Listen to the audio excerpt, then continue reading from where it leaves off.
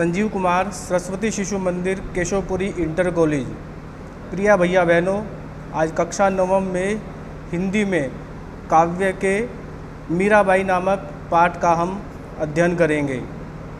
इसमें सबसे पहले पाठ को प्रारंभ करने से पहले हम मीराबाई के विषय में जानकारी प्राप्त कर लेते हैं, जिससे आपको पाठ को समझने में आसानी हो। मीराबाई का जन्म 1498 ईस्वी में राजस्थान के चौकड़ी नामक ग्राम में हुआ था। बचपन में ही इनकी माता का देहांत हो गया था, अतः इनका पालन पोषण इनके दादाजी यानी पितामह के यहाँ हुआ। इनके पितामह धार्मिक प्रवृत्ति के व्यक्ति थे। धार्मिक प्रवृत्ति का असर मीराबाई के जीवन पर भी पड़ा। मीराबाई का विवाह 1516 ईस्वी में राजस्थान के राणा सांगा के पुत्र भोजराज के साथ हुआ।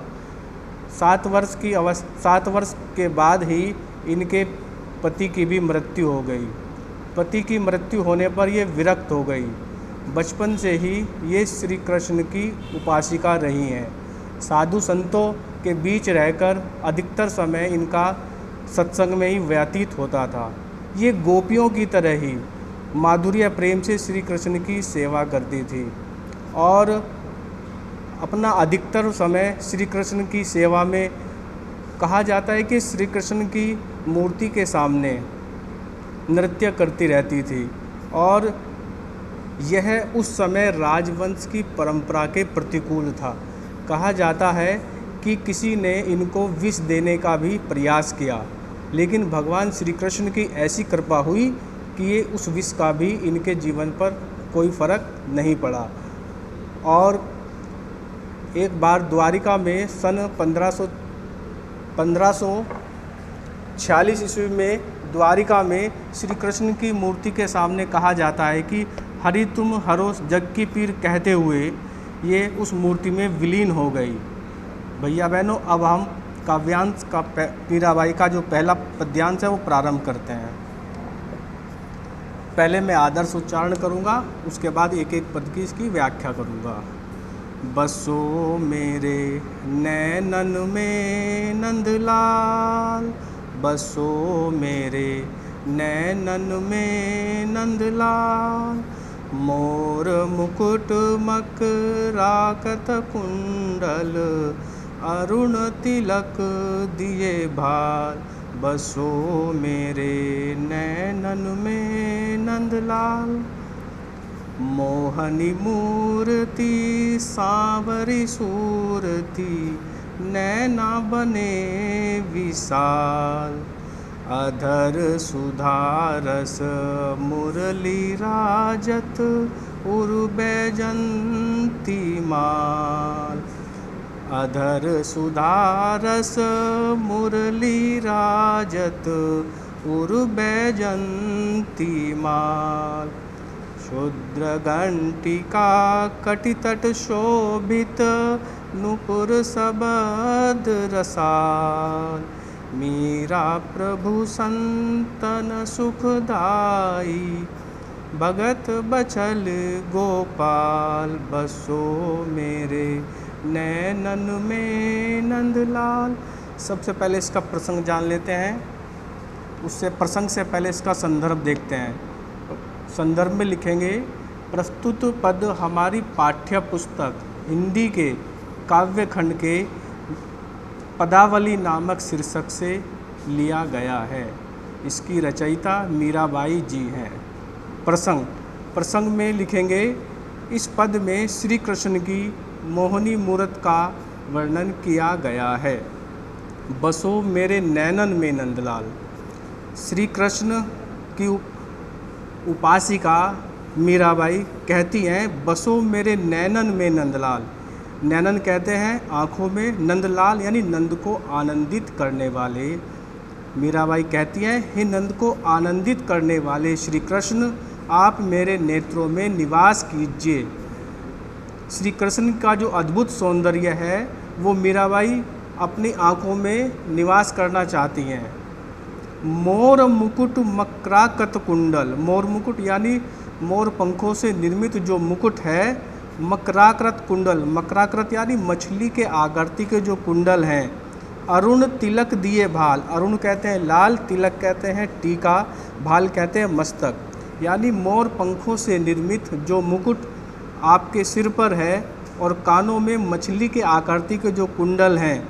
अरुण तिलक दिए भाल, और माथे पर जो लाल तिलक लगा हुआ है वो आपकी शोभा को और भी बढ़ा रहा है।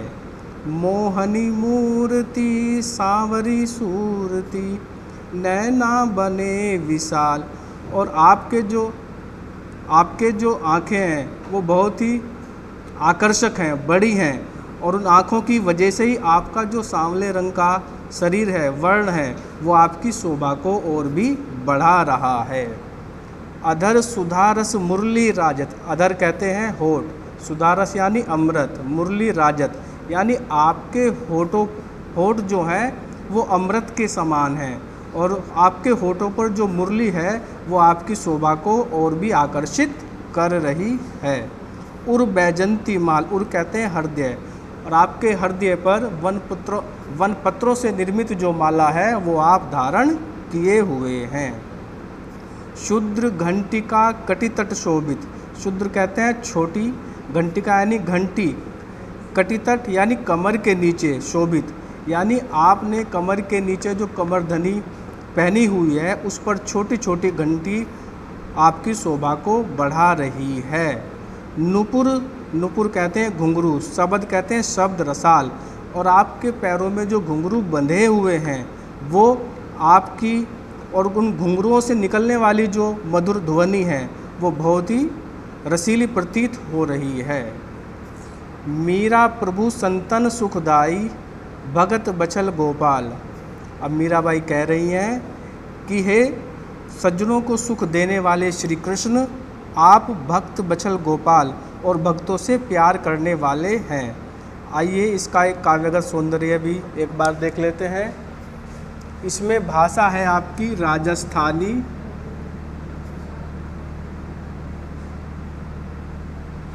मिश्रित ब्रज भाषा, ये आपकी हो गई भाषा, शैली हो गई आपकी मुक्तक।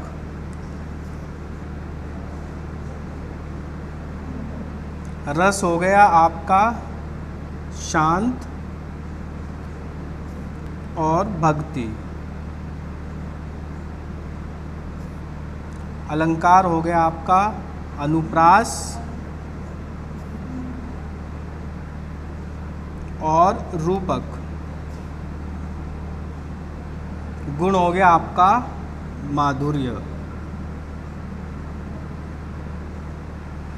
इस तरह आपका जो पहला पद्यांश था वो आपका पूरा हो गया है। अब दूसरा पद्यांश देख लेते हैं। पायो जी मैं तो राम रतन धन पायो, पायो जी मैं तो राम रतन धन पायो।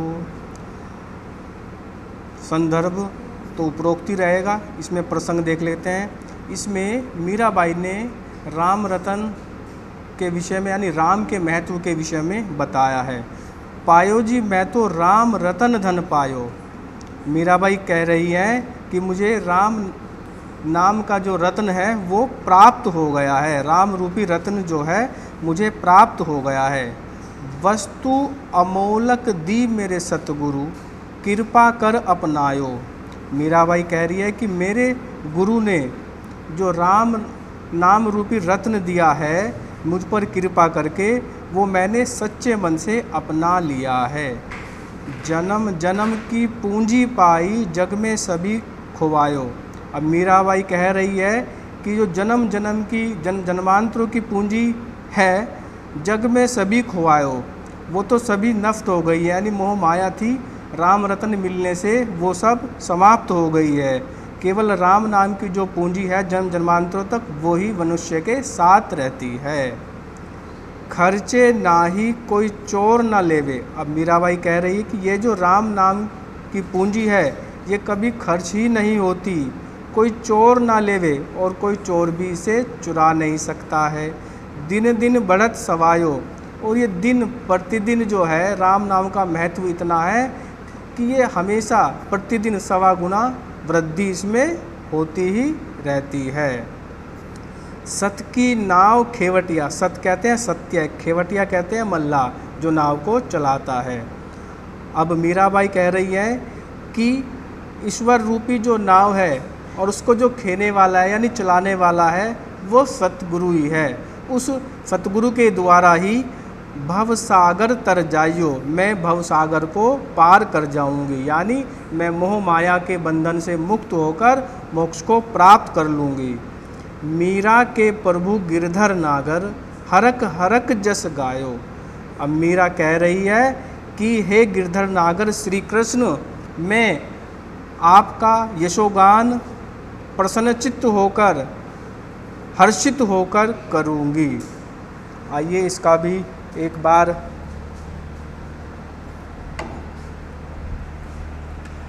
इसमें भाषा होगी राजस्थानी मिश्रित ब्रज, इसमें भी भाषा वही है।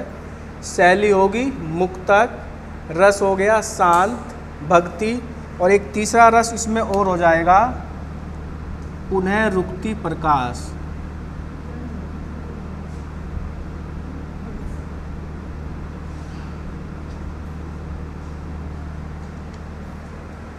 अलंकार वही रहेगा अनुप्रास, रूपक, और गुण हो जा आपका माधुर्य। इस तरह 2 पद्यांश आपके पूरे हो गए हैं। अब हम तीसरा पद्यांश लेंगे।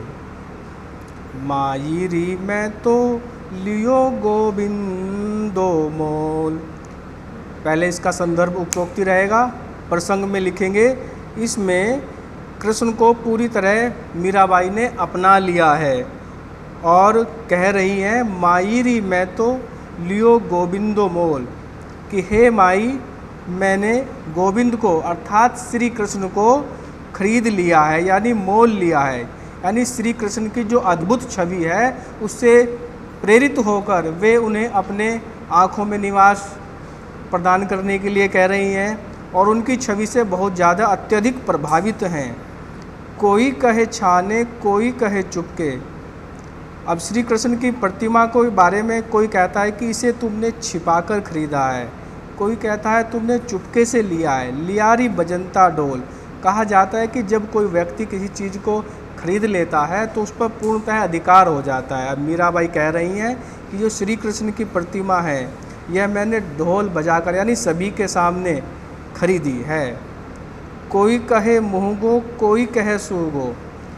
मुँहगो कहते हैं महंगा, सुगो कहते हैं सस्ता। अब कोई कह रहा है कि यह जो प्रतिमा है तुमने महंगी खरीदी है, कोई कह रहा है कि यह तुमने सस्ती खरीदी है।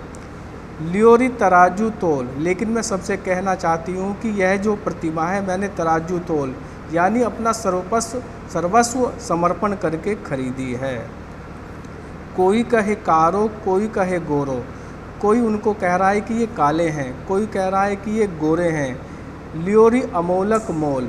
लेकिन मैं सबसे कहना चाहती हूँ कि यह जो राम रतन मुझे सदगुरु के द्वारा प्राप्त हुआ है, सर्वस्व समर्पण करने के बाद जो है यानी मैंने अपना सभी कुछ सर्वस्व देकर ही यह अमूल्य रत्न प्राप्त किया है। याही को सब जानत हैं लियोरी आँखों खोल। अब मीराबाई कहती हैं कि माई यह सब जानते हैं लियोरी आँखें खोल, और मैंने ये आँखें खोलकर यह जो प्रतिमा ली है आँखें खोलकर ली है। मीरा को प्रभु दर्शन दिन्यो पूरो जन्म की कोल। अब मीराबाई कह रही हैं कि किसी को क्या पता है कि यह जो श्री कृष्ण ने मुझे दर्शन दिए हैं ये पूर्व जन्म के वायदे के अनुसार ही मुझे दर्शन दिए हैं। आशा करता हूँ कि आपको तीनों पद्यांश पसंद आए होंगे। आगे का जो 2 पद्यांश बचे हैं ये आगामी दूसरी वीडियो में सुने जाएंगे।